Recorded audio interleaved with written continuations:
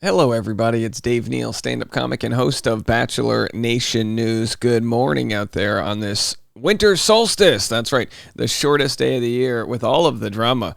We've got Lindsay slamming Bachelor Nation. Now, hold on. This is clickbaity. This is sort of said in jest here. She comments on why she believes Bachelor Nation audience members can be more opinionated than Bravo audience members. We're going to talk about that. Plus also talks about how extra TV was toxic, why she left her contract. And it's very interesting to hear her and Nick discuss how they deal with haters and their motivation for what they do. Very fascinating stuff. As always, follow me on Instagram at DNeals. If you want to come to my next stand-up show, December 28th, I will be in Huntington Beach, Orange County. I've got shows coming up in Nashville, Huntsville, Alabama. I'm going to have shows in Kentucky and Ohio. I'm going to have a lot of Midwestern and Southern shows coming up in 2024. So make sure you follow me on Instagram for all of those updates. And don't forget, every morning I'm on Patreon at patreon.com/Dave Neal. If you want to come check me out over there, we'll have all of your bonus activity. All right, let's jump right into this topic here. I'm going to play some clips. We're going to get to all of the info of what Lindsay said on Nick Viall's podcast, Viall Files. I'm only going to share clips from the first 15 minutes, so go check out the full thing. As always, promoting the initial original source material. But she talks about it being a tough year. Have a listen. But How you been? I'm good. I feel like this year, I normally say odd years are my years, but it has not been my year. A lot of changes, a lot of growth. I went to Europe for 2 weeks with a friend, and that was just a resetting moment that I didn't even know I needed. When did you go to Europe? I went the first week of September through the mid-September. Recently. Where'd you go? I went to Italy, and I'd never been to Italy before. And I went for a week and then a little over a week. And then I went to Paris, which I also had never been before. But we did south of Italy. And I really had one of those moments where I felt baptized in the water. Like I went in, I went out. I let go of so many things. Like work had become very toxic. I didn't feel like I fit in anymore there, even though that had defined me for 3 years as well. I was like, shut That being her job as a correspondent on Extra. I leave. I'm afraid to leave. And then I'm like, Rachel, you've done this before. You stopped practicing law to pursue all of this. So that was changing a lot for me. We're working on having a kid. Congratulations to you. Oh my gosh, you are. And it's like sometimes that's not as easy as you think. You think, okay, when I'm ready, it'll happen. And then it doesn't. So that's been a little bit of a struggle too. So it's just a lot of change. I'm ready for a restart button for 2024, but everything is good. Like I feel very much at peace. I have a lot of more time to just do the things that I want to do and figure out what's next. So I'm trying to not freak out because I'm so used to controlling everything. Yeah, And just being. uncertainty can be scary. Yes, But yes. I feel like, you're a person who bets on themselves, Yes. as I, And wins. and wins. I like to think that. I like Yeah. to think that. Yeah, they bet on themselves. She, of course, left Extra when her contract was up. I mean, the question I would have asked is whether or not they were going to give her a new contract. But, she talks about how it just wasn't a right fit with the new management. What does it look like? What is Lindsay doing when the people running Extra are thinking, fuck that up? Got that wrong. We should have kept our girl. Like, how are we going to make them? Because that's when I bet on myself. Yeah. I'm always like, how do I make sure these people regret it? Which is very interesting to hear this, because I don't disagree with Nick as using sort of that sort of competitive nature as motivation to succeed, but you'll hear a more holistic response. Okay. I don't want to gloat, but there's certain times where I'm like, I hope they saw that. Like when I get to go guest co-host on The View, I'm like, I hope they were watching that. You know what I'll say? I'll say this. This is my own personal experience. Whenever I think I want to show my haters wrong when a milestone happens, when I get this, they're going to look at me and this and that. Whenever I think that way, in every step of my life and all of my little successes, in those moments, I never look backwards. And I think that's interesting to remember. Usually when you're kind of finding that success, you don't really have time to stop and think, oh, I showed my high school. It's just, I think that pettiness comes when you want something, and then once you get it, you realize that that's not really going to fuel you. Because I know what I bring to the table, and I work well with people. I'm a team player. It was toxic. That's just all I'll say. And so but I'm trying to, and this is through therapy, that is my initial reaction. Exactly what you said. I'm kind of like revenge. I want that. Yeah. Sure. I mean, we're all I'm honest. toxic. I'm honest. But if that's my motivation, then I'll never be satisfied in what I'm doing. So I don't let that drive me. But yeah, like it feels good. Good. I'm very fortunate though that I still have my Spotify stuff. So can I say Spotify on here? Yeah, you can say whatever the fuck you want. Rachel, we are. No one owns us. Okay. You can do it on the phone. People come in. They're just like, label this, label that. I'm like, you didn't get canceled. We're not iHeart. Like. Hey, very smart. Own your product. Have all the equity in your product, which is what he's got. Folks like myself, Reality Steve. It's all about. That's why I would never want to work for one of those Bachelor corporate podcasts. I mean, obviously, because Nick works for himself and created this podcast, he's able to hire multiple people, have full creative control. Don't forget that next time someone offers you some very lucrative job. Build your own equity. Make it yourself. You'll have all of the control. Millions of people are listening. Oh, shit. It's when you see the headline, then you're like, damn it. I just don't read it anymore. I think I blacked out. No. Do you still? So Nick says he doesn't read headlines, and here we have what Rachel says. Inevitable. Yeah, I don't read. I don't read comments, but I still have Google alerts. On yourself? Yeah. What? Are you psychotic? Yeah. Aren't we all a little bit? I don't do Google alerts on myself. I have for years. Oh just my have. God. I don't always that gives open me it. Anxiety to know that. I don't always open them, but I have them. They definitely come in every day. I think Nick's got the right approach here. You don't want to read about yourself. Caitlin Bristow says it right. Don't search for the pain. Don't look for all of the negativity. It'll already come to you. People will send you things. Don't look for it. They definitely do. I love to just randomly read one about Nick to them because the headlines are always so fucked.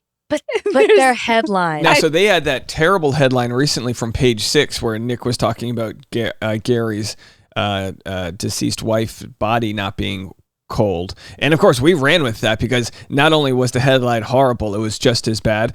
But I don't think that it would benefit his mental health to be reading that. But there is obviously pushback they're going to get into. Of course, all the hate that he's gotten for his lack of support for the UCAN Foundation and other podcasters kind of taking jabs at him. It's kind of just the game you play when you're a popular podcast, really. You don't wish that on anybody. I would hate to be more popular and have people coming for me, but that's just what's going to happen. And look, I get it. We'll talk more after we finish up what she has to say. And as Kris Jenner says, there's no such thing as bad publicity. Well, I've been embracing that. And look at you. Look what you're doing. Like, no, people are talking about you. They're hate listening. Yes. Which I personally love. By the way, I would guarantee Rachel would talk shit about Nick. I guarantee if I had Rachel on Driving with Dave, which I don't think she would ever do, she would immediately throw him under the bus. But I understand she's here in part because he commands a large audience. I don't know if it's anything more than that. A better listener. Yeah. The person who chimes in just to disagree with you. Those are the loyal ones. They're Stephen A. Smith they're of pop culture. They're listening to every episode. And as I said, our rally recap episode with Paige and Josh Peck, go check that out. When people I'm curious how you feel about this. You cover a lot of topics, a lot of people. Mm-hmm. You've covered peers of ours. You like myself are not afraid to speak your truth, which is what we love about you. And sometimes that will ruffle feathers. Yeah. But I always get asked by people, it's like, well, do you not like these people? Is it like a personal thing? I'm like, I don't. Most of these people I've never met. Right. So I have no opinion who they are. I am covering them on reality TV, or I'm covering what they put out on the internet. So I reserve the right to be wrong about them, and we don't know them because with the Gary's talk specifically. I understand where Nick's coming from. He says he doesn't read headlines, but I think he means about himself. When he reads headlines regarding whatever show, Golden Bachelor, Bachelor in Paradise, he's reacting as a fan would. But that's what's really tough because he is an alumni of the show. So it's almost like he knows how the sausage is made and yet also pretends like he doesn't. And I get that, when I react to watching The Bachelor, I'll probably try to react to how I feel in the moment watching the show. But it's also important to note that caveat, like, hey, you know, this is scripted, this is heightened, this is the, you know, like let's not pretend like it's real TV. Let people know if I really don't like someone, you know what I do? I don't talk about them. Exactly. You don't mess with them. I don't use my platform to shine a light of any kind their way. Yeah. So that's how you really know if I'm Agreed. not a fan of you. Is this like, you know, I just ignore your existence.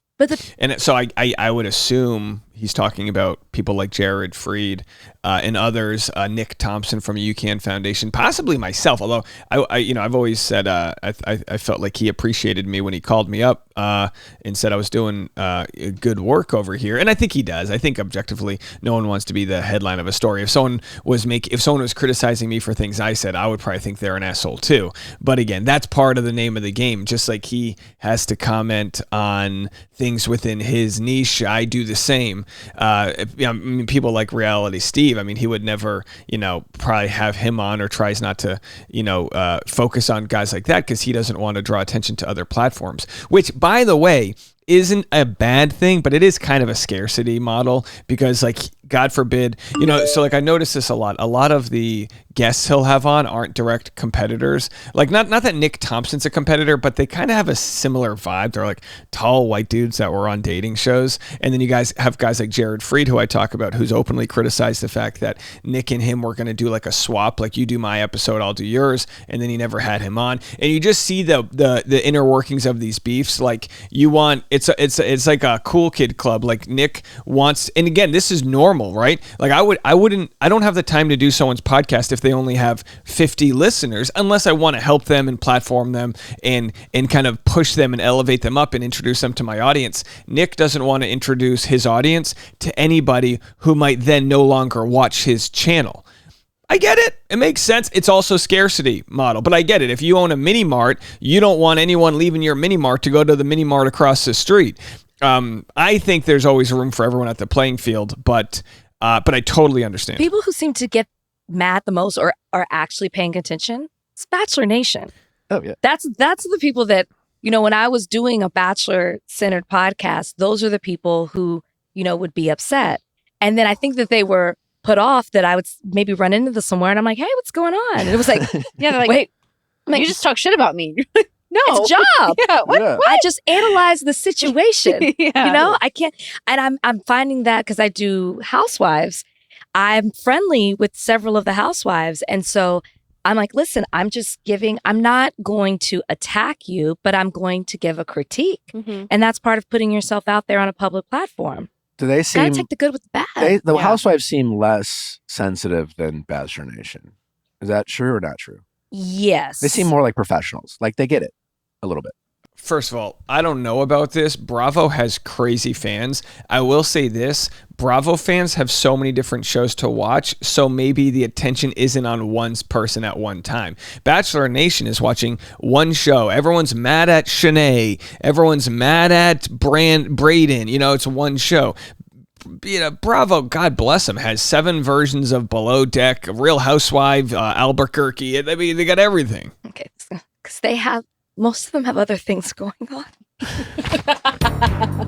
All right, so Rachel says most Bravo fans have other things going on. Maybe they're cooler than Bachelor Nation. I don't know. I kind of think it's a tough comparison. It's like we're not talking about reality TV fans versus football fans. We're talking about one niche versus a similar niche. The Venn diagram is very big between the two, but very fascinating though to hear that Bachelor Nation fans. I think what it is, if I could explain, and I don't think they go into this deeper, but I wish they would. What I think is going on is that Bachelor is on a network TV show.